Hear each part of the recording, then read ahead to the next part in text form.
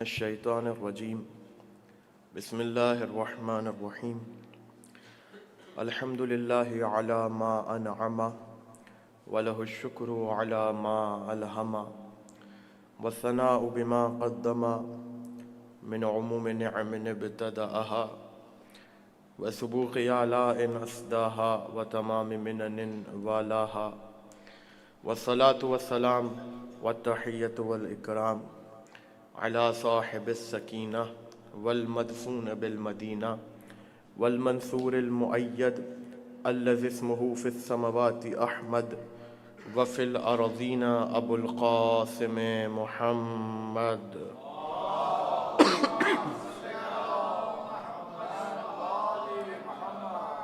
واہل بیتہ الطیبین الطاہرین المعصومین المظلومین المنتخبین المنتجبین لا سیما حجت اللہ فی ارضہ وعین اللہ فی خلقہ ونور اللہ الذی یہتدی بہ المہتدون ویفرج بہ عن المؤمنین وغوث المستغیثین والملہوفین اعنی الامام المہدی من آل یاسین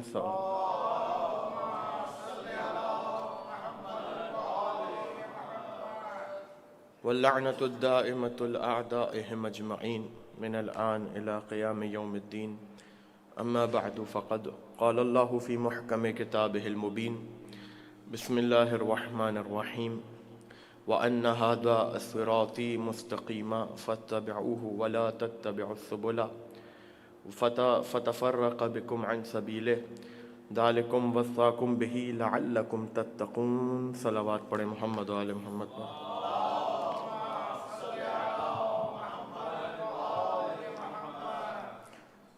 مجالس رضا و سلسلہ اربعین شہدائے کربلا، اس سلسلے کی آج 5ویں تقریر آپ حضرات بعنوان قبور اہل بیت اور عقیدہ سازی سماعت فرما رہے ہیں۔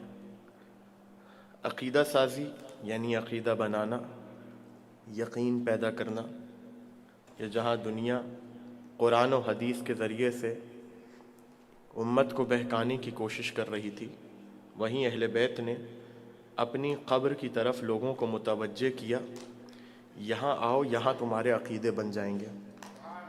پریشان نہیں ہونا، گھبرانا نہیں، اس لیے کہ ادوار بدلیں گے، تغیرات آئیں گے۔ اور آسان کروں بات کو، جان، مال، اولاد، اس کو بچانا آسان ہے، عقیدہ بچانا بڑا مشکل کام ہے۔ آپ جو کہتے ہیں زیارتوں میں بے ابی انتا و امی و اہلی و مالی و اسرتی، کیا مطلب ہے اس جملے کا؟ بہت توجہ کیجیے گا۔ اے آل محمد، آپ پر میرے ماں باپ، میرے اہل و عیال، میرا خاندان، میرا مال، میری اولاد، سب آپ کے اوپر قربان ہو جائے۔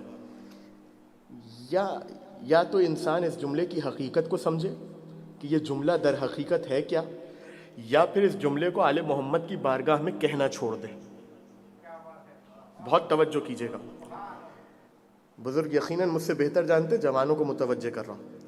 یا تو ہم یہ کہیں جملہ اور اس کی حقیقت کو جانیں، بے ابی انت و امی و اہلی و مالی و اسرتی، اے آل محمد میری جان، میرا مال، میرے اہل و عیال، میرے ماں باپ آپ کے اوپر قربان ہو جائے۔ کیا مطلب ہے اس جملے کا؟ حقیقت کو پہچاننا ہے تو پہچانو، نہیں تو یہ جملہ کہنا۔ آپ لوگ کو آواز میری بالکل صحیح آ رہی ہے؟ کوئی مسئلہ تو نہیں ہو رہا؟ صلوات پڑھیں محمد وآل محمد پر۔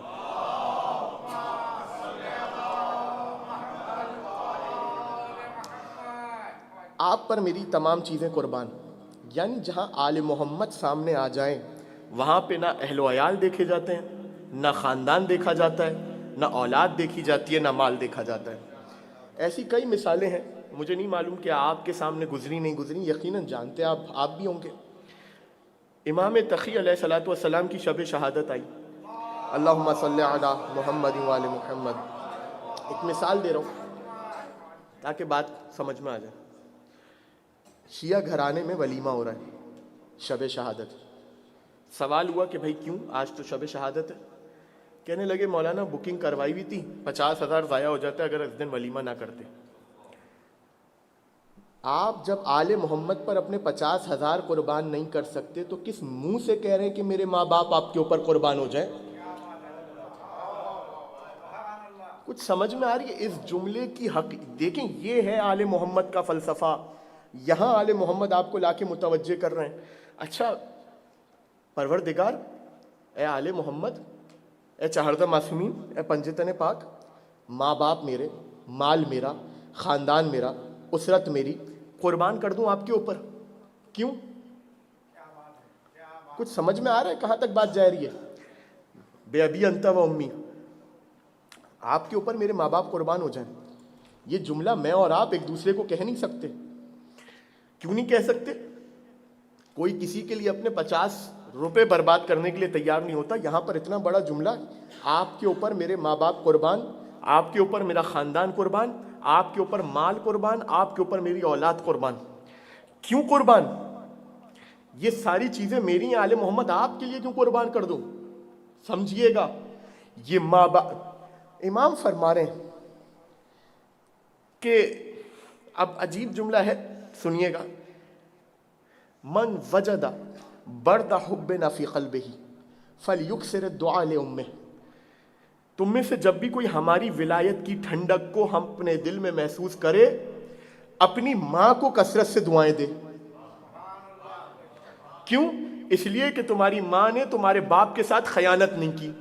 کیا کر لیتے ہم اگر ہماری ولادت ہی پاک نہ ہوتی؟ کسی کا اختیار ہے اس چیز کے اوپر کہ ولادت پاک ہے یا نہیں ہے؟ کسی کا اختیار نہیں ہے. اسی زیارت جامع کبیرہ کا جملہ ہے کہ جعل صلاتنا, پروردگار نے علیکم, میرے درود کو, میری صلوات کو آپ کے لیے قرار دیا. وما خصنا بہ من ولایتکم, اور آپ کی ولایت سے خاص کر دیا. یہ ولایت کا کام کیا ہے؟ طیبا لخلقنا وطہارتا لانفسنا وتزکیتا لنفسنا وکفارتا لذنوبنا. اے آل محمد, عقیدہ ہے, عقیدہ. اس ولایت کا کام کیا ہے؟ خدا نے اس ولایت کو کیا قرار دی؟ طیبا لخلقنا, میری پاک ولادت کا سبب قرار دیا آپ کی ولایت کو.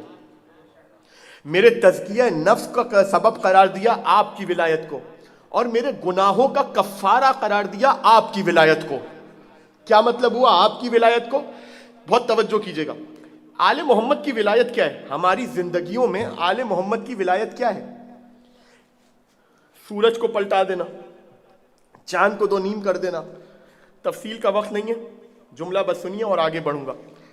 یہ تمام کی تمام چیزوں کا تعلق ہے ولایت تکوینی سے. ایک ہے ولایت تکوینی اور ایک ہے ولایت تشریعی. ولایت تکوینی میں اور ولایت تشریعی میں فرق کیا ہے؟ ولایت تکوینی کا تعلق ہے خلقت کے امور سے اور ان کے اندر تدبیرات سے. خلق کرنا, بارش برسانا, یہ تمام چیزیں. اور ولایت تشریعی کا تعلق کس چیز سے؟ ولایت تشریعی کا تعلق ہے احکام سے, حلال و حرام سے.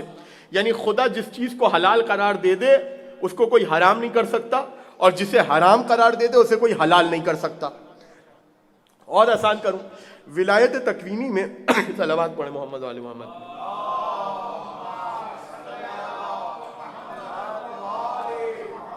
ولایت تکوینی میں خلقت کا کوئی بس نہیں چلتا. یعنی کوئی نہیں کہہ سکتا کہ میں امبانی کے گھر پیدا ہوں گا, کوئی نہیں کہہ سکتا. کیوں؟ کیونکہ کوئی بس نہیں چلتا ولایت تکوینی میں. ولایت تشریعی میں بس چلتا ہے. خدا نے نماز واجب قرار دی ہے, پڑھو گے تمہاری مرضی, نہیں پڑھو گے تمہاری مرضی. شراب حرام قرار دی ہے, چھوڑو گے تمہاری مرضی, ارتکاب کرو گے تمہاری مرضی. ولایت تکوینی کا تعلق ہے خدا کی ذات سے. ولایت تشریعی آئے گی ہم تک کہ ہم اس پر عمل انجام کر دیتے ہیں یا نہیں.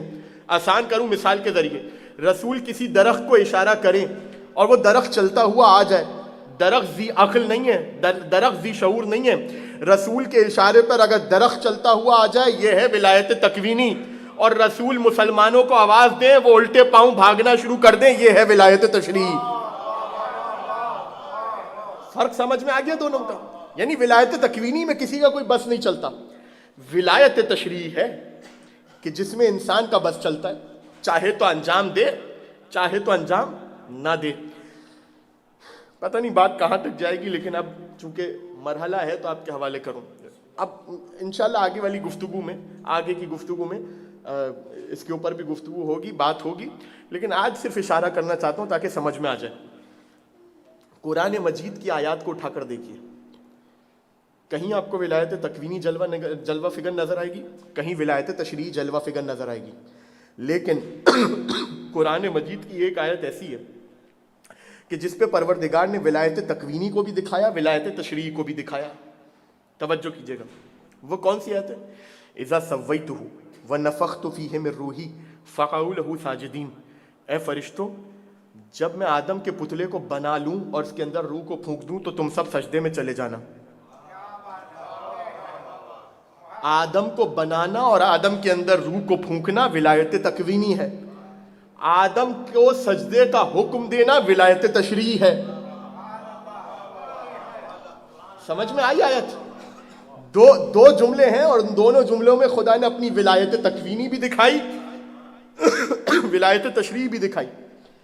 میں آدم کو بنا رہا ہوں، تم سب سجدے میں چلے جانا۔ آدم کو بنانے کا تعلق ولایت تکوینی سے، اور آدم کو سجدے کا حکم دینے کا تعلق ولایت، بولے میرے ساتھ، تشریعی سے۔ بات واضح ہو گئی؟ فرق کیسے کریں گے ولایت تکوینی اور ولایت تکوینی میں تو ہمارا اختیار ہے نہیں، ہم مکلف ہیں ولایت تشریعی کے تحت، ہم پابند ہیں ولایت تشریعی کے تحت۔ آل محمد نے کہا یہ کام کرو تو کرو، آل محمد نے کہا یہ کام نہ کرو تو نہ کرو۔ یاد رکھیے گا، تفصیل میں جانے کا وقت نہیں ہے، ہمارے زندگی میں ولایت تکوینی اپنا اثر اور اپنی حلاوت، اپنی مٹھاس تب ڈالے گی جب ہم ولایت تشریعی کو اپنے وجود میں نافذ کرنے کی کوشش کریں۔ بات سمجھ میں آئی؟ ولایت تکوینی پہ کس کا اختیار ہے؟ میں ولایت تکوینی پہ اختیار نہیں رکھ سکتا، آپ ولایت تکوینی پہ اختیار نہیں رکھ سکتے۔ ہم مکلف ہیں ولایت تشریعی کے تحت، ہم علی کی طرح سورج پلٹا سکتے ہیں۔ توجہ کیجئے گا، ہم علی کی طرح سورج پلٹا سکتے ہیں اگر دیکھیں، اور ولایت تشریعی پر عمل کرنے کا مطلب یہ نہیں ہے کہ میں اپنے آپ کو اہل بیت کی مماثل قرار دے دوں۔ زیارت ہی کا جملہ ہے، اے آل محمد، اللہ نے جو آپ کو دیا، جو آپ کو عطا کیا، وہ عالمین میں کسی کو عطا نہیں کیا۔ زیارت جامعہ کا کوئی جملہ ہے، اے اہل بیت، اے آل محمد، اے ائمہ طاہرین، اللہ نے جو آپ کو عطا کیا عالمین میں کسی کو عطا نہیں کیا۔ کیا مطلب ہے اس جملے کا؟ اللہ نے جو علی کو دیا وہ مارج رضوی صاحب کو نہیں دیا، اللہ نے جو علی کو دیا، حسن کو دیا، وہ مارج رضوی صاحب کو نہیں دیا، اللہ نے جو علی کو دیا وہ کسی عالم کو نہیں دیا، اللہ نے جو علی کو دیا وہ کسی فقیہ کو نہیں دیا۔ یہ مطلب ہے اس جملے کا۔ کل اشارہ کیا تھا، آج اس بات کو کھول رہا ہوں، اللہ نے جو آپ کو دیا وہ کسی کو نہیں دیا۔ اس کسی میں سے کون مراد ہے؟ میں، عالم، ہماری اوقات کیا ہے؟ یہ بالکل ایسے ہی ہے کوئی کہے، جب بھی کسی دو چیزوں میں تقابل کیا جاتا ہے اور کہا جاتا ہے ایک چیز ایک سے افضل ہے، تو آپ کس طرح کہتے ہیں زمزم کا پانی ہمارے علاقے کا جو ٹیپ واٹر ہے گھر کا اس سے اچھا ہے، اس سے بہتر ہے؟ کس کا پانی؟ زمزم کا پانی۔ کوئی بھی سنے گا بولے گا مولانا کا ذوق سلیم جو ہے نا اس کا فاتحہ ہو چکا ہے۔ کہاں زمزم کا پانی، کہاں ٹیپ واٹر، کوئی تقابل ہی نہیں ہے۔ یعنی یہ جملہ کہنا کہ زمزم کا پانی گھر کے ٹیپ واٹر سے بہتر ہے، یہ زمزم کے پانی کی توہین ہے۔ کچھ سمجھ میں آیا؟ یہ دونوں چیزوں کا آپس میں تقابل کیا ہے جو آپ کہہ رہے ہیں زمزم بہتر ہے اس چیز سے؟ کچھ سمجھ میں آیا؟ نماز کا کیا تقابل ہے نیند سے؟ آپ بیٹھے رہ گئے، جملہ میں کہہ گیا ہوں، نماز کا کیا تقابل ہے نیند سے؟ نیند الگ چیز ہے، نماز الگ چیز ہے۔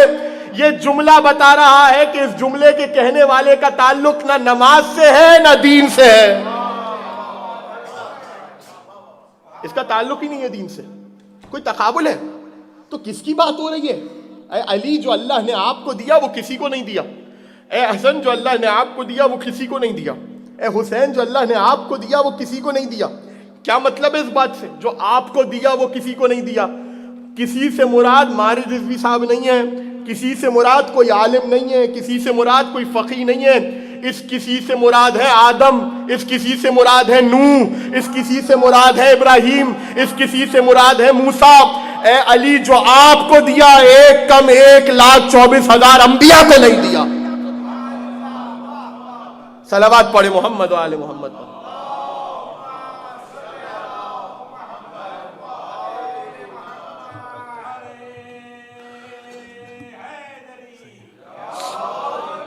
اے علی, جو آپ کو دیا, اے حسن, جو آپ کو دیا نہ آدم کو ملا, نہ نوح کو ملا, نہ موسیٰ کو ملا, نہ ابراہیم کو ملا. اگر ابراہیم کو ملا ہوتا تو خود کرتے نا آگ کو گلزار. کچھ سمجھ میں آیا آپ کے؟ اگر آدم کو ملا ہوتا تو توبہ کرنے کی ضرورت ہی نہیں پڑتی. علی کا نام جب تک لیا نہیں خدا نے توبہ قبول ہی نہیں کی. موسیٰ کو ملا ہوتا تو کر دیتے دریا کو 2 نیم. خدا کو کیوں بتانا پڑ رہا ہے کہ ایسا کو مارو؟ اور آسان کروں, عیسیٰ کو جو علی کو جو ملا, اگر عیسیٰ کو ملا ہوتا تو خدا کو کہنے کی تو ضرورت تھوڑی پڑتی. عیسیٰ مردے کو لات مارو, عیسیٰ تو کہہ رہے ہیں قم باذن اللہ, کھڑے ہو جاؤ اللہ کے اذن سے.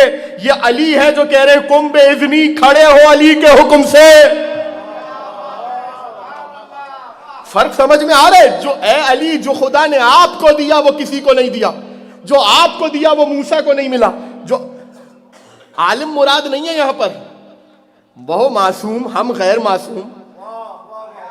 کہاں عالم, کہاں فقی, اور کہاں مجتہد, اور کہاں پروفیسر, اور کہاں منطقی, اور کہاں فلسفی. امیر المومنین کو سمجھنا ہے تو سامنے ابراہیم اور موسیٰ کو رکھنا پڑے گا. ابراہیم ہے دلیل کی حد تک. کھڑے ہیں نمرود کے دربار میں. نمرود نے کہا کیا ہے تمہارے خدا میں جو وہ کر سکتا اور میں نہیں کر سکتا؟ کہا سن, میرا خدا زندہ کو مردہ اور مردہ کو زندہ کر سکتا ہے. تو خدا ہے تو کر کے دکھا. اس نے کہا اس میں کون سی مشکل بات ہے؟ جس کو موت کی سزا سنا دی ہے اسے رہا کر دو, اور رستے سے پکڑ کے کسی کو لاؤ اور مار دو. لو, میں نے زندہ کو مردہ کر دیا, مردے کو زندہ کر دیا. اب ابراہیم کیا دلیل دیں؟ دلیل ہی دے سکتے ہیں ابراہیم.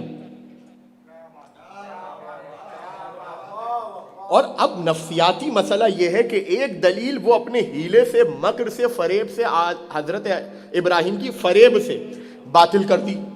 اب اگر ابراہیم نے کوئی ایسی دلیل دی کہ جو وہ پھر باطل کر دے تو پورے دربار اور پوری خلقت کا بھروسہ ابراہیم سے اٹھ جائے گا. کیوں اٹھ جائے گا؟ کہ ابراہیم کی دلیلوں کو نمرود نے باطل قرار دے دیا. ابراہیم نے کہا سنو, قرآن میں پورا واقعہ موجود ہے. ابراہیم نے کہا سنو, میرا خدا وہ ہے کہ جو مشرق سے سورج کو نکالتا ہے مغرب میں ڈبو دیتا ہے. تو خدا ہے تو مغرب سے سورج کو نکال. میں نے کہا نا ابراہیم دلیل دے سکتے ہیں. اگر نمرود آگے سے بڑھ کر کہہ دیتا کہ چلو میں نہیں کر سکتا, تمہارے خدا کو بولو تم کر کے دکھا دو, کچھ سمجھ. لیکن نمرود کی بولتی وہاں بند ہو گئی. ابراہیم توحید کے عقیدے کو زمین سے اٹھا کر آسمان کی طرف لے کے گئے. اس دور کے لوگوں نے جب یہ دیکھا تو ان کے تو دماغ میں ایک بات بیٹھ گئی کہ جو مغرب سے سورج کو نکالے وہی خدا ہوتا ہے. لیکن جب بابل کی زمین پر ابو طالب کا بیٹا آیا ہے اور انگلی سے اشارہ کیا ہے, یہاں اس سے پہلے کہ کوئی سوچتا کہ علی خدا ہے, وہی علی نے سجدے میں سر رکھ کے کہا سبحان ربی الاعلی و بحمدہ.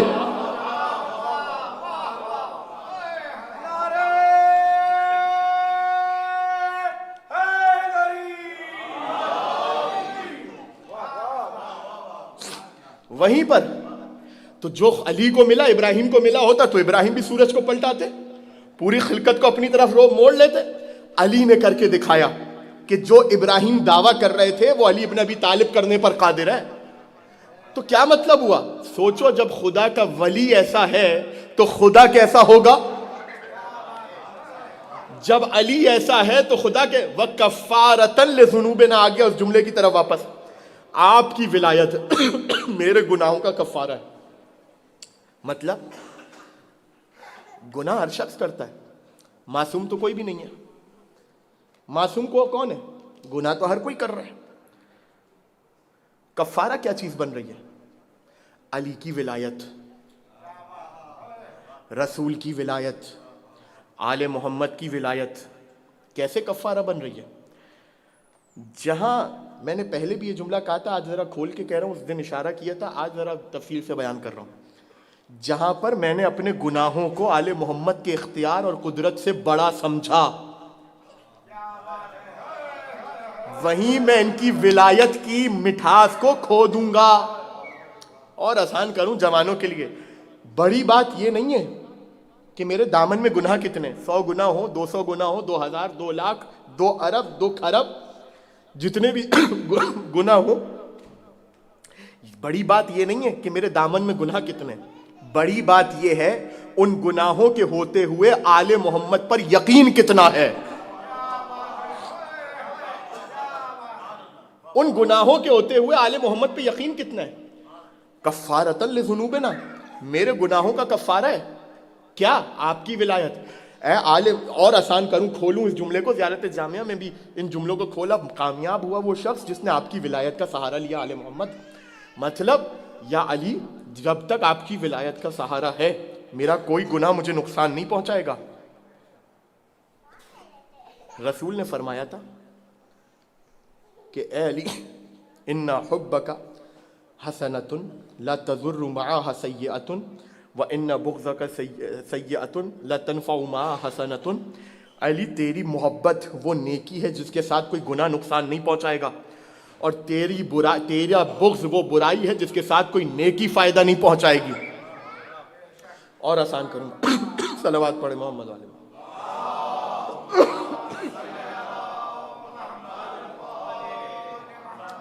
अली बैठे हैं कूफे में अपने इक़्तिदार पर, अपनी खिलाफत के तख्त पर, जो ज़ाहिरी खिलाफत अली को मिली। और यहाँ पर फिर एक बात वाज़े कर दूँ, किसी के जहन में ये बात ना उठे, जाइए तारीख़ उठा कर देखिए, अली अपनी खिलाफत को कबूल नहीं कर रहे थे जो दी जा रही थी।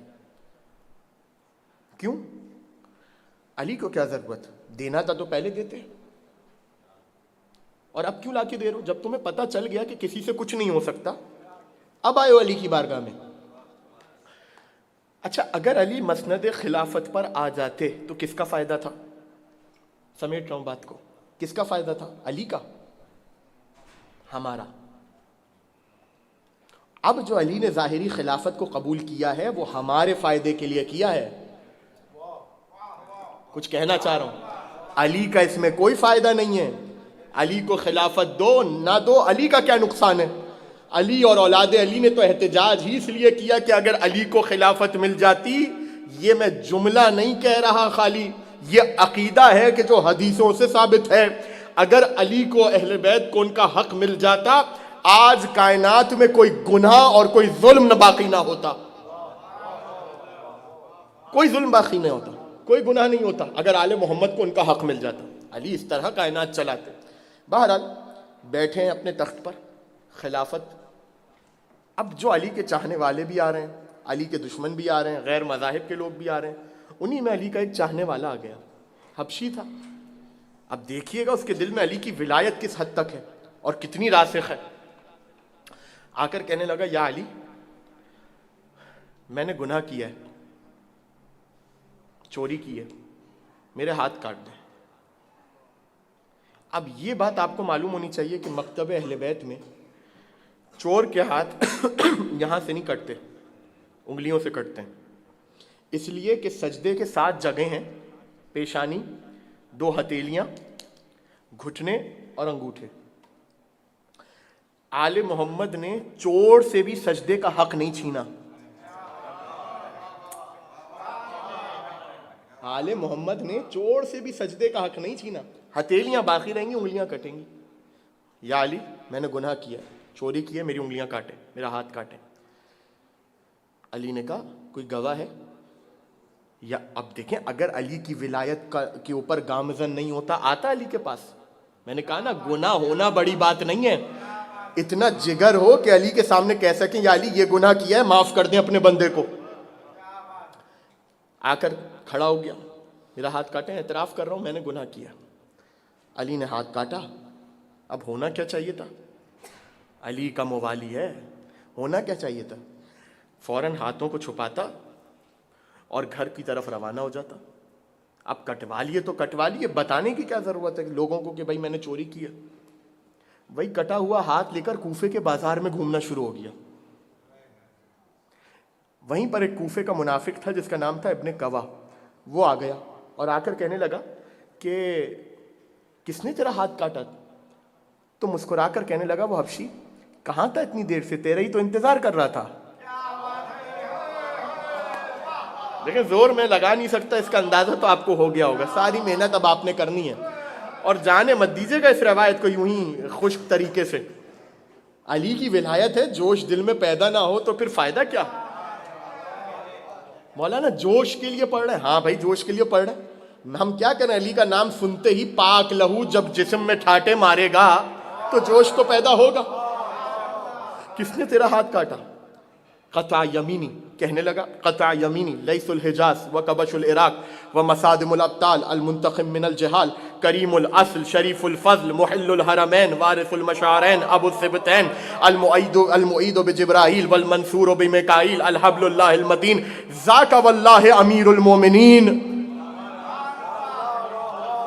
کہنے لگا سنو، میرا ہاتھ حجاز کے مرد نے کاٹا ہے، میرا ہاتھ کوفے کے عراق کے مرد نے کاٹا ہے، میرا ہاتھ اس نے کاٹا ہے جو سبتین کا بابا ہے، میرا ہاتھ اس نے کاٹا ہے جو سیدہ کا شوہر ہے، میرا ہاتھ اس نے کاٹا ہے جو وارث المشارین ہے، میرا ہاتھ اس نے کاٹا ہے کہ جو حبل اللہ، اللہ کی مضبوط رسی ہے، میرا ہاتھ اس نے کاٹا ہے جس کی مدد کو میکائیل اور جبرائیل آتے ہیں، میرا ہاتھ اس نے کاٹا ہے جس کا ذکر آسمانوں پر خدا نے محفوظ کیا۔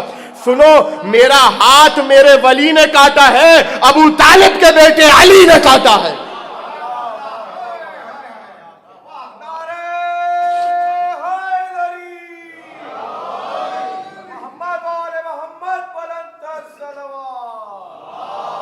اللہم صلی علی محمد۔ ولایت کفارتن لذنوبنا، ہاتھ کاٹ دیا۔ کہنے لگا عجیب بات کر رہے ہو، علی نے تمہارا ہاتھ کاٹ دیا، تم علی کی مدح کر رہے ہو، علی کے قصیدے پڑھ رہے ہو۔ آگے سے جملہ کہا، یہ ہے ولایت، اس منزل پر آنا ہے مجھے اور آپ کو۔ کہنے لگا اے ابن کوا، علی اگر میرے ٹکڑے ٹکڑے بھی کر دینا، علی کی محبت سے پیچھے نہیں ہٹوں گا۔ وہ تو یہاں پر خاموش ہو گیا۔ ابن کوا کو ملا موقع، آیا دوڑ کر علی کے پاس، یا علی ابھی کسی حبشی کا ہاتھ کاٹا ہے؟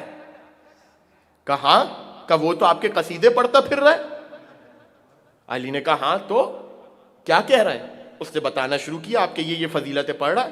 اب علی نے جو جملہ کہا وہ آپ کے حوالے، اور اس سے ہم اپنا اور سب کا محاسبہ کر لیں، اپنا کہا ابن کوا سنو، ہم اپنے چاہنے والے کے ٹکڑے ٹکڑے بھی کر دینا، وہ ہماری محبت سے پیچھے نہیں ہٹے گا۔ اگلا جملہ بتاؤں، اس نے تو یہیں تک کہا تھا، کہنے لگے اور اگر ہم اپنے دشمن کو شہد اور روغن بھی چٹا دیں تو اس کی دشمنی میں اضافہ ہوگا۔ اب بلند رہیے گا تو تاکہ جملہ آپ کے حوالے کروں اور زیادہ زور مجھے نہ لگانا پڑے۔ یہی رسول نے کہا تھا، اے علی اگر تیرے چاہنے والے کی ناک پہ ضرب بھی ماری جائے تیری محبت سے پیچھے نہیں ہٹے گا، اور تیرے دشمن کو پوری دنیا بھی دے دی جائے تو اس کی دشمنی میں اضافہ ہوگا، اس کی دشمنی کم نہیں ہوگی۔ سوال صرف اتنا کرنا چاہتا ہوں، جب رسول کہہ رہے ہیں کہ نہیں ہوگی تو ماری رضوی صاحب کوششیں کیوں کر رہے ہیں؟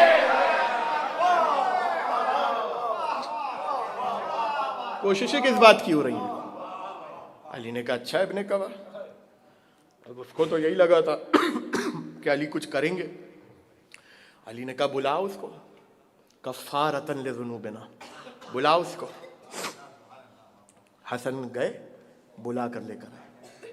ختم کر رہا ہوں تقریر۔ کہا حبشی کہاں ہے تیرا کٹا ہوا ہاتھ؟ کہا مولا یہ رہا، یہ رہا۔ علی نے اس کی انگلیوں کو اس کے ہاتھ سے لگایا اور اپنے لبوں کو جنبش دی۔ جانتے ہیں کیا کہا؟ یا ایتھا العروق اتصلی کما کنت، اے رگوں اب جملہ سنیے گا اور لطف لیجیے گا. اے رگو اس حالت میں واپس لوٹ جاؤ جیسے تم پہلے تھی. جیسے تم پہلے تھی اس حالت میں واپس لوٹ جاؤ. آپ لا کر میرے ہاتھ میں ٹول باکس دیں اور ساکٹ کے سامنے کھڑا کر دیں. مولانا اس میں تار خراب ہو گئے ہیں ذرا صحیح کر دیں. مولانا صاحب کھڑے ہوئے, کبھی شوق لگ رہا ہے کبھی کچھ ہو رہا ہے. آپ کہیں مولانا کر کیوں نہیں رہے؟ کہ کیسے کروں؟ نہ میں نے ساکٹ کو بنایا نہ میں نے بنتے ہوئے دیکھا. تو دو علی رگوں کو جوڑ کر بتا رہے ہیں دو باتیں ہیں, یا تو بنانے والے ہم ہیں یا ہمارے سامنے ہی بنتا ہوا ہم نے دیکھا.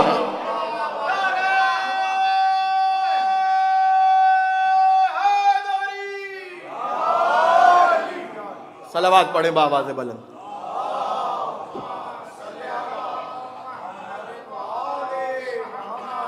ولایت, جب تک آل محمد کی ولایت دل میں نہیں کوئی فائدہ نہیں کسی چیز کا, کوئی فائدہ نہیں.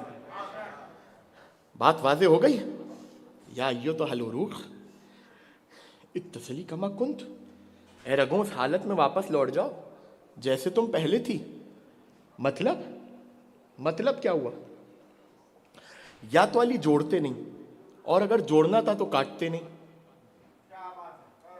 کاٹا کیوں اگر جوڑنا تھا, اور جوڑا کیوں اگر کاٹنا تھا؟ تو علی نے ہاتھ کاٹ کے بتایا کہ ہم عدل کرنے والے, جوڑ کر بتایا کہ رحمت الہی کا مظہر ہیں.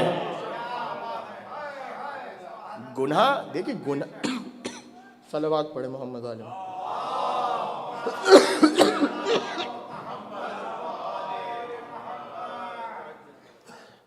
گناہ, کوئی بھی گناہ شرک کے علاوہ آپ کے اور میرے دین کو فاسد نہیں کرتا. امام کی حدیث ہے, جب پوچھا گیا کہ ایک شخص ہے شراب بہت پیتا ہے, امام نے فرمایا کہ شراب پینا اس کے دین کو فاسد نہیں کرے گا, ہماری دشمنی اس کے دین کو خراب کرے گی. اور پھر یہاں پر ایک بات اور آپ کے حوالے کر دوں.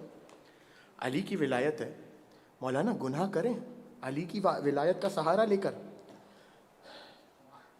علی کی ولایت کا سہارا آپ کو گناہوں سے بچانے کے لیے ہے, گناہ کروانے کے لیے نہیں ہے.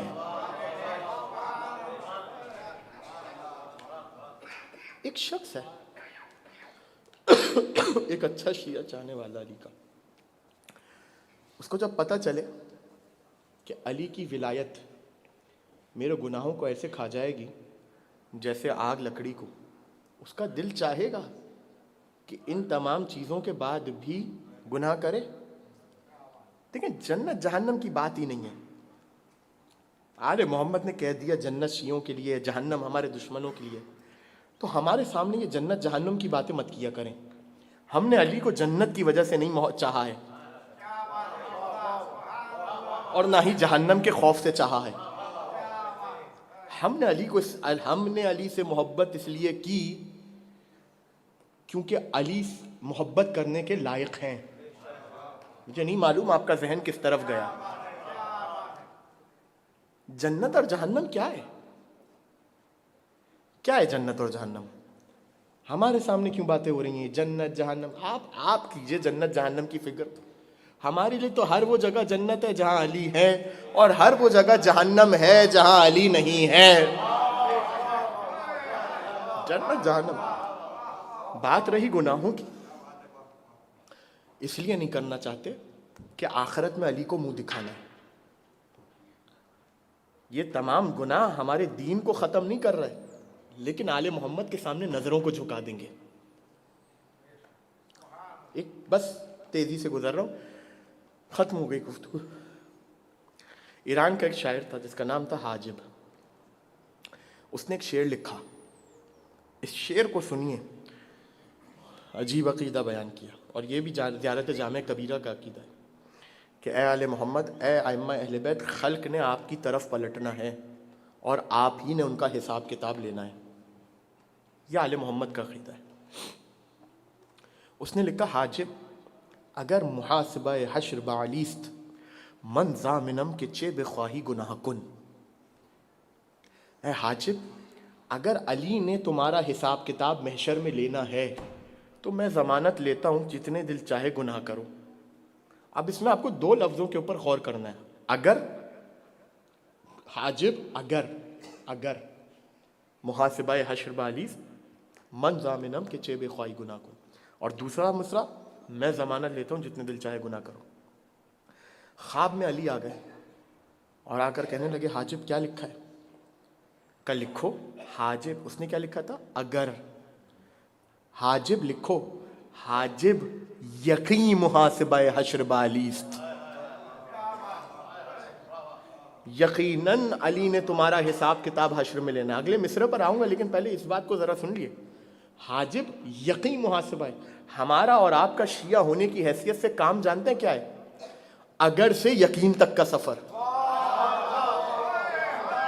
آپ سلامت رہیے, خدا کی قسم جناب سیدہ آپ کو محفوظ رکھیں, جناب سیدہ آپ کو محفوظ رکھیں, آپ کی تمام جائز اور شرعی حاجات کو قبول کریں.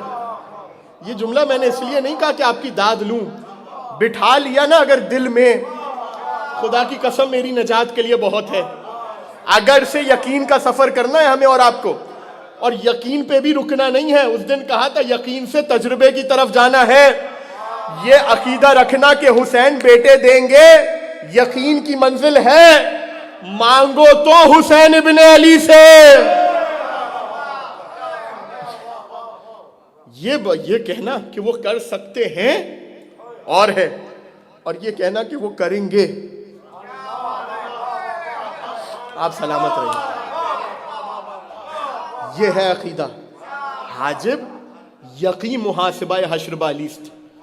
حاجب یقیناً تمہارا حساب کتاب حشر میں علی نے لینا ہے. شرمز رخ علی کن کم تر گناہ کن. علی کے چہرے سے شرم کرو, کم گناہ کیا کرو. عقیدہ. صلوات محمد و آل محمد.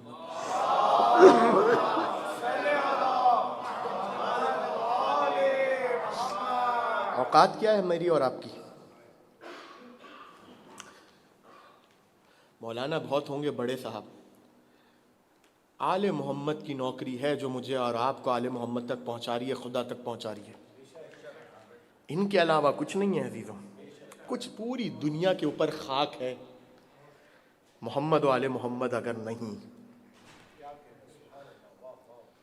یہ مطلب بے ابی انتم و امی, آپ پر میرے ماں باپ قربان.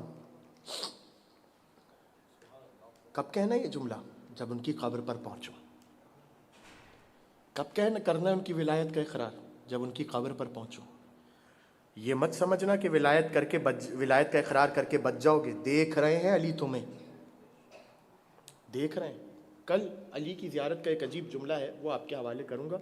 تقریر کو سمیٹ رہا ہوں اور ختم کر رہا ہوں. کسی کی کوئی اوقات نہیں عالم محمد کے آگے, کسی کی کوئی اوقات. یہ بڑی بات ہے کہ انہوں نے توفیق دے دی کہ آج ہماری زبانوں سے یا علی نکل رہا ہے. یہ جو یا علی نکل رہا ہے نا, اس کو یقین کے ساتھ زبان سے نکالیے. اگر مگر کے ساتھ علی کا نام کوئی فائدہ نہیں دے گا, کوئی فائدہ نہیں دے گا. یقین. وہ حبشی تھا, بدو تھا, لیکن اتنا جانتا تھا علی نے ہاتھ کاٹا ہے. پوری دنیا کو بتاؤں گا علی نے کاٹا ہے. جب علی نے بدلہ لے لیا, علی نے ہاتھ کاٹ دیا, اب کون سا گناہ رہ گیا اس کے ہاتھ میں؟ بہت سی روایتیں ہیں, بس ختم کر رہا ہوں بات کو. آل محمد کا در, قبر کے پر آؤ. علی کی قبر, حسن کی قبر, حسین کی قبر. آج 19 سفر ہے عزاداروں.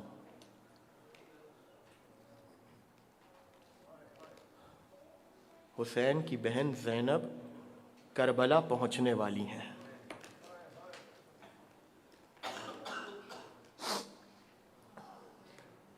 اللہ اکبر. وہاں حسین کی قبر پر حسین کا پہلا زائر, جس کا نام ہے جابر ابن عبداللہ انصاری, حسین کی قبر پر ہے.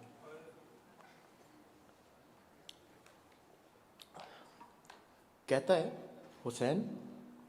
کون جابر ابن عبداللہ انصاری؟ ناقل حدیث قصہ. नाक़िल हदीस किस्सा। ये वही जाबिर हैं कि जिन्होंने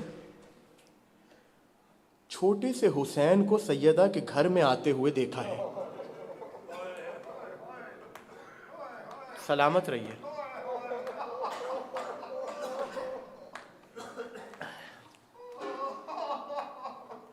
आज जाबिर आंखें कमजोर हैं, हुसैन की कब्र पर आकर बैठे हुए।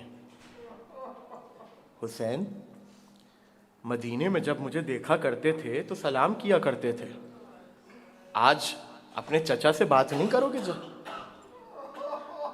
जानते हैं हुसैन की कब्र से आवाज क्या आई? चचा आप पर मेरा सलाम।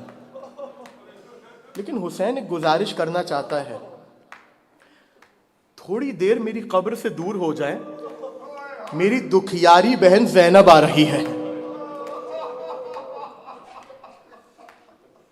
अजरुकुम अल्लाह, मेरी दुखियारी बहन ज़ैनब आ रही है। अब जो जाबिर ने पीछे मुड़कर देखा, लुटा हुआ काफिला जो 11 मुहर्रम को करबला से चला था वो करबला वापस आ रहा है। जनाब ज़ैनब कुबरा की महमिल है, बराबर में सैयद सज्जाद की महमिल है। सैयद सज्जाद से कहा, सैयद सज्जाद बताओ मेरे भाई की कब्र किस तरफ है? एक मरतबा सैयद सज्जाद ने इशारा किया, एक नशेब में हुसैन की कब्र थी। अज़ादारों कहते हैं कि ज़ैनब ने ऊंट के रुकने का इंतजार नहीं किया, अपने आप को नाके से जमीन पर गिराया और जैसे हुसैन अली अकबर के लाशे पर पहुंचे थे, ज़ैनब हुसैन की कब्र पर आई है। अजरुकुम अल्लाह। शबे अरबईन है अज़ादारों, रोने में कोई नहीं शर्माएगा, अगले साल वही रो पाएगा जो जिंदा रहेगा। अपने इस गिरिये को हदिया कीजिएगा साहिबुल असर के पास, उनकी बारगाह में। मुझे नहीं मालूम अज़ादारों किसके पहलू में मेरे वक्त का इमाम बैठा है, मुझे नहीं मालूम कि पर्देदारों में किसके पहलू में जनाब ज़ैनब बैठी हैं, किसके पहलू में फातिमा ज़हरा बैठी हैं। एक मुकाशिफा है आलिम का, वो कहते हैं कि जब भी हुसैन की मजलिस होती है ना, हुसैन ज़ैनब कुबरा शाम से हुसैन की मजलिस में आती है और अकेले नहीं आती, अपने साथ 4 बरस की सकीना को लेकर आती है। और सकीना जब अज़ादारों को रोते हुए देखती है तो सवाल करती है, फूफी अम्मा ये इतना कर्रा के किसको रो रहे हैं? ज़ैनब कहती है, सकीना ये तुम्हारे बाबा का मातम कर रहे हैं। रोकर पूछती है, फूफी अम्मा अगर ये मेरे बाबा का मातम कर रहे हैं तो इनको रोने पे कोई तमाचे तो नहीं मारता? अजरुकुम अल्लाह। हुसैन की कब्र पर आई है जनाब ज़ैनब, और एक मर्तबा हुसैन की कब्र पर मसनद को रखा, चंद कदम पीछे हटी और सलाम किया, अस्सलामु अलैका या अबा अब्दुल्लाह। ए मेरे भाई हुसैन तुम पर ज़ैनब का सलाम। देखो हुसैन ज़ैनब आ गई। ज़ैनब करबला से कूफा गई है, कूफा से शाम गई है, लेकिन ए हुसैन मैं तुमसे शिकायत कोई नहीं करूंगी, इसलिए कि ज़ैनब शर्मिंदा है। असरे आशूर जो अमानत तुमने मुझे दी थी, वो अमानत शाम के जिंदान में मारी गई। मातम करे अज़ादार हो, किसी जुमले का इंतजार ना करना, सीने पे हाथ मारने के। पूछा सैयद सज्जाद ये हुसैन की कब्र है, ये पाइंती में किसकी कब्र है? कहा ये मेरे भाई अली अकबर की कब्र है। जैसे ही अली अकबर की कब्र को सुना, एक मर्तबा खुद को ज़ैनब ने अली अकबर की कब्र पर गिराया, रोकर का बारे लाहा क्या 18 साल जवान किया था, इसीलिए। अजरुकुम अल्लाह, अजरुकुम अला साहिब ज़मान। हुसैन का ताबूत उठेगा ना अज़ादारों। आप जब करबला जाते हैं, परवरदिगार बार बार हमें हुसैन की कब्र की ज़ियारत नसीब करे। आप करबला जाते हैं, आपने ज़ियारत की इतनी हदीसें सुनी, कौन है कि जिसको ये इश्तियाक ना हो कि मैं हुसैन की कब्र पर जाऊं? आप जब हुसैन की कब्र में जाते हैं, आपको बताया जाता है ये मख्तलगाह है, यहाँ हुसैन को कत्ल किया गया था, ये हुसैन की कब्र है, ये अली अकबर की कब्र है, यहाँ अली अकबर घोड़े से जमीन पर आए थे, यहाँ अली असगर को तीर लगा था, यहाँ बास के बाजू कटे थे, ये नहर फुरात है, ये हुसैन के खेमे हैं। ये आपको बताया जाता है ना। آپ سن کر روتے ہیں. جب خیموں سے علی اکبر مقام علی اکبر تک جاتے ہیں آپ کا دل مغموم ہو جاتا ہے. جب کیوں اتنا چل کر آئے ہیں, ٹانگیں تھک گئی. ذرا سوچیں کس طرح حسین خیموں سے اس علی اکبر کے لاشے پر پہنچے, پدر پر لاشے پسر, زانو بزانو رسید. اجرکم اللہ, ماتم کرنے میں شرمائیے گا نہیں عزادارو. سنیں گے عزادارو معاملہ کیا ہوا. جب زینب پہنچی ہے نا کربلا میں, حسین کی قبر کو دیکھا, علی اکبر کی قبر کو دیکھا, قاسم کی قبر کو دیکھا گنج شہیدہ میں. عالم یہ ہے کہ زینب کو کربلا یاد آئی. آپ روتے ہیں نا کربلا سن کر, زینب وہ ہیں جنہوں نے کربلا کو دیکھا ہے. اور کس طرح دیکھا کہ جب حسین خیموں کے باہر آ کر کھڑے ہوئے, یا زینب و یا ام کلثوم یا سکینت و یا رقیہ علیکن من السلام, اے بیبیوں حسین کا آخری سلام قبول کرو. سنیے گا زدارو, حسین کا آخری سلام. یہ حسین نے کیا کیا جانتے ہیں؟ حسین جانتے ہیں کہ جو بھی میدان کی طرف گیا ہے واپس نہیں آیا.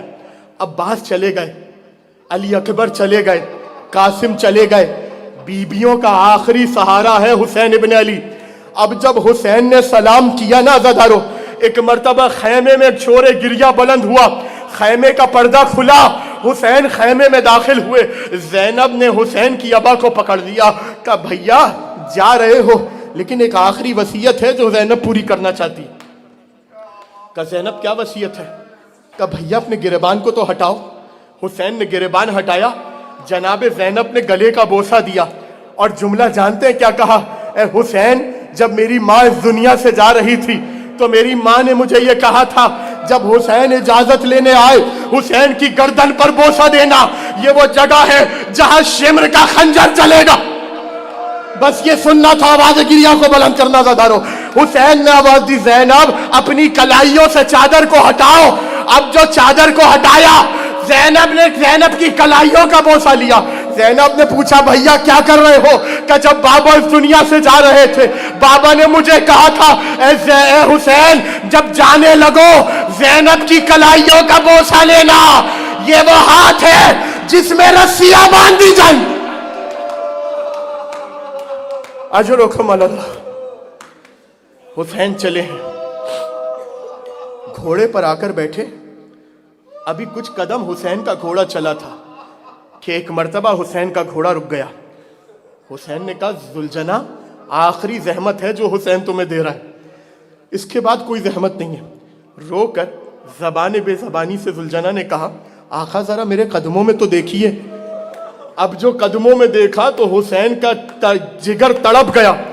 حسین کی بیٹی سکینہ گھوڑے کے سموں سے لپٹی ہوئی تھی, کہہ رہی تھی ذوالجناح میرے بابا کو لے کے نہ جا, ارے جو گیا ہے وہ واپس نہیں. حسین گھوڑے سے زمین پر آئے, نہیں ملتا عزادارو کہ حسین خیموں میں گئے ہوں یا حسین نے زمین پہ چادر کو بچھایا. ایک مرتبہ زمین پر لیٹے سکینہ کو اپنے سینے پہ سلایا اور رو کر سکینہ نے کہا بابا آپ نے کہا ہے اسلام میں بیٹوں کا بھی حق ہے, اسلام میں بیٹیوں کا بھی حق ہے. بابا علی اکبر کو ان کا حق مل گیا, بابا علی اصغر کو ان کا حق مل گیا. بابا سکینہ کے حصے میں کیا آیا ہے؟ حسین نے خاک کربلا کو اٹھایا, سکینہ کے سر پر ڈالا. سکینہ تماچے مارے جائیں گے, سکینہ دامن میں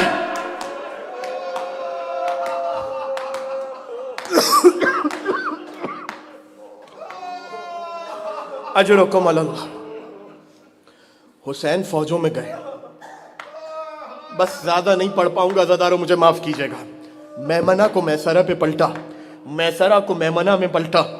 حسین وہ ہیں کہ مطیع ارادہ الہی ہیں. روایت کا جملہ ہے ایک ملعون نے حسین کی پیشانی پر پتھر کو مارا, پیشانی شگاف ہوئی, خون بہ رہا تھا.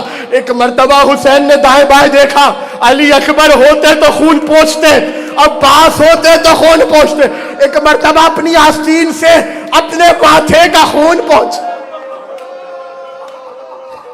معاف کرنا زدارو, آخری جملے کہہ رہا ہوں. آسمان سے صدا آئی, یا ایتھا النفس المطمئنہ ارجعی الی ربک راضیۃ مرضیہ، اے حسین پلٹا اپنے رب کی طرف. بس یہ سننا تھا. ایک مرتبہ حسین نے تلوار کو نیام میں رکھا. پھر کیا تھا عزادارو، کسی نے تیروں سے وار کیا، کسی نے نیزوں سے وار کیا، کسی نے تبر چلائے. جس کے ہاتھ میں کچھ نہ تھا غریب زہرا پر خاک اٹھا اٹھا کر پھینکنے لگا. حسین گھوڑے پر تھے. زیارت ناہیہ کا جملہ ہے عزادارو، آپ کا اور میرا مولا کافی دیر گھوڑے پہ کبھی دائیں جاتا تھا کبھی بائیں جاتا تھا. وجہ جانتے کیا تھی عزادارو؟ لشکر یزید کا ایک وفد حسین کے دائیں جانب آیا، ایک گروہ بائیں جانب آیا، دونوں کے ہاتھوں میں نیزے تھے. ارے حسین دائیں جانب سے گرتے تھے، وہ نیزے مارتے تھے. حسین بائیں جاتے تھے، وہ نیزے مارتے تھے. کافی دیر زہرا کا بیٹا کبھی دائیں کبھی بائیں. آخری جملہ، آخری جملہ ہے تابوت آئے گا. پردوں کو کھول دے تابوت کے، حسین کا جنازہ آنا ہے نا عزادارو. آخری جملے کہہ رہا ہوں، آخری جملہ آپ پڑھنے کی تاب نہیں ہے. ایک مرتبہ جب حسین گھوڑے سے زمین پر آئے ہیں نا، شمر آگے بڑھا. کسی میں ہمت نہ تھی کہ حسین کو قتل کرتا، اس لیے کہ حسین کی آنکھوں میں ہیبت رسالت تھی. حسین کی آنکھوں میں ہیبت، آخری جملہ ہے، لے آئیے گا تابوت. حسین کی آنکھوں میں ہیبت ولایت تھی، حسین کی آنکھوں میں ہیبت امامت تھی. ایک مرتبہ شمر نے حسین کے سینے کے ساتھ وہ گستاخی کی کہ حسین کو یہ جملہ کہنا پڑا، ارتقیت مرتقا عظیما. اے شمر، بہت بلند مقام پر پاؤں رکھا ہے تو نے. بس یہ کہنا تھا. شمر نے حسین کو اندھے منہ کیا، داڑھی میں ہاتھ کو ڈالا. 13 ضربیں چل رہی تھی. شمر کہتا ہے حسین کے لب ہل رہے تھے، مجھے ڈر لگا کہیں حسین بد دعا نہ کر دے. اب جو کانوں کو زمین میں حسین کے لبوں کے قریب لے کر گیا، حسین آواز دیتے تھے، عباس عباس آؤ تمہارا حسین مارا گیا. ارے بالی سے فاطمہ کی آواز آئی، شمر نامار میں نے چکیاں پیس کے.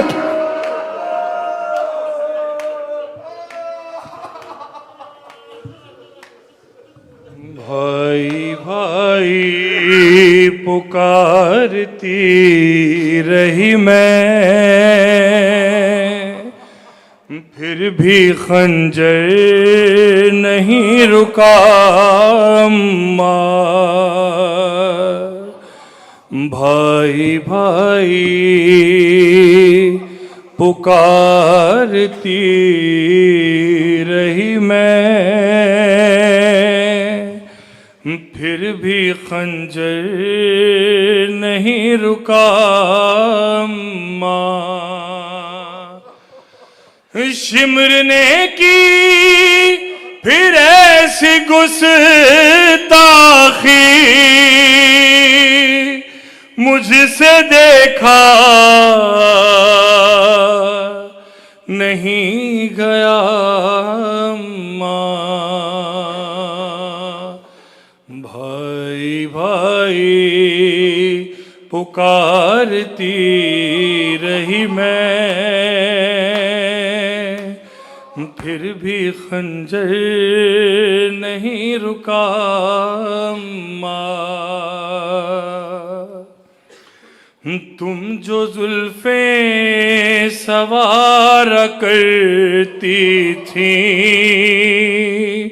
انہی زلفوں میں ہاتھ تھا اس کا، اور جہاں بوسے دیے تھے نانا نے، اسی گردن سے خون ٹپکتا تھا. سر شبیر یوں اٹھائے ہوئے، شمر خیمے تک آ گیا اماں. بھائی بھائی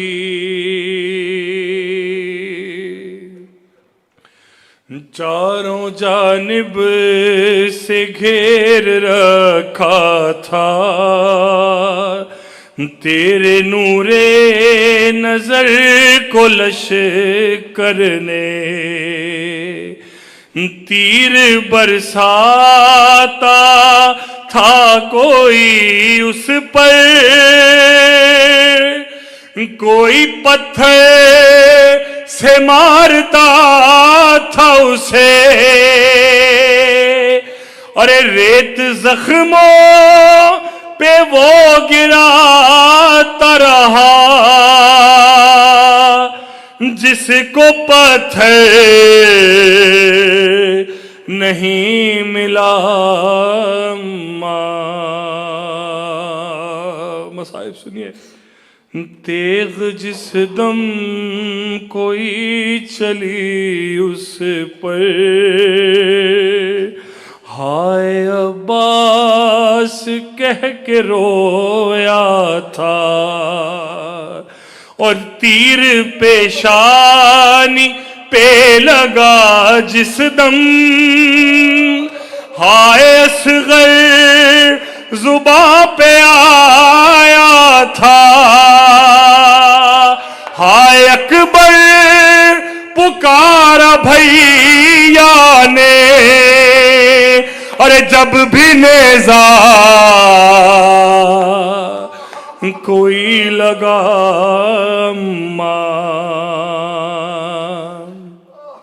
اور دیکھ کر مجھ کو بین کرتے ہوئے، اور شمر ہر بار مسکراتا رہا، میری نظروں کے سامنے ظالم وار گن کر چھری چلاتا رہا، ارے تیرا ضربے تھی کند خنجر تھا، اور شبیر کا گلا اور جب چلایا تھا شمر نے خنجر، میں نے آنکھوں سے اپنی دیکھا تھا، ہاتھ اپنے اٹھا کے پہلو سے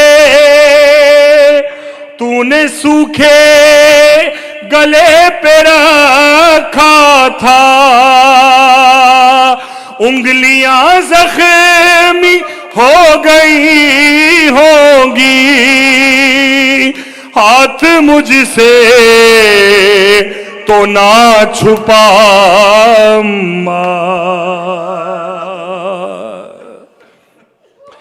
ایسی نفرت تھی ان کے سینوں میں،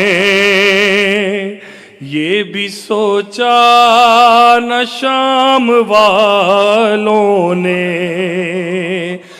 دین اسلام میں ذبیحہ تک ذبح پیاسے نہیں کیے جاتے،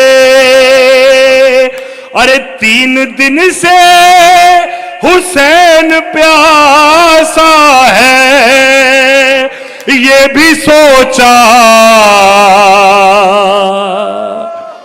نہیں گیا۔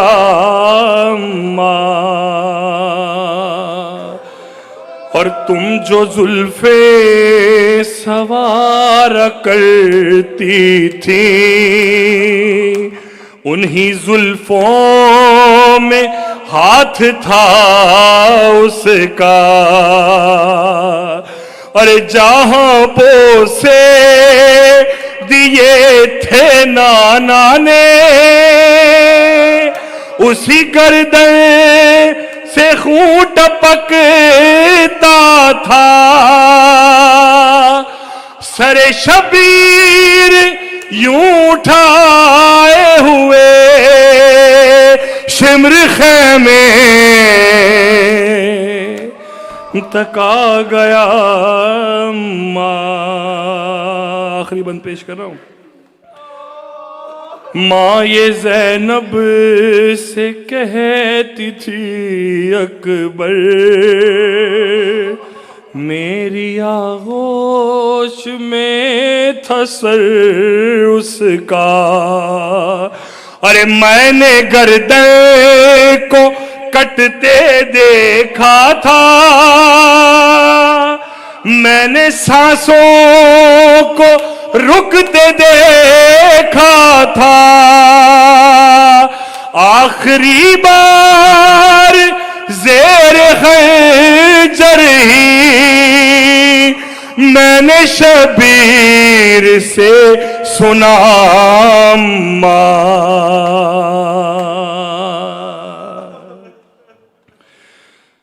تیغ جس دم کوئی چلی اس پر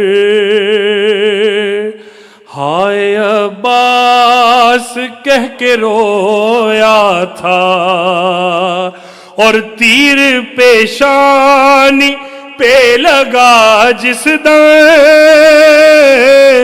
ہائے اصغر زباں پہ آیا تھا. ہائے اکبر پکارا بھیا نے جب بھی نیزہ کوئی لگا ماں. یا حسین یا حسین یا حسین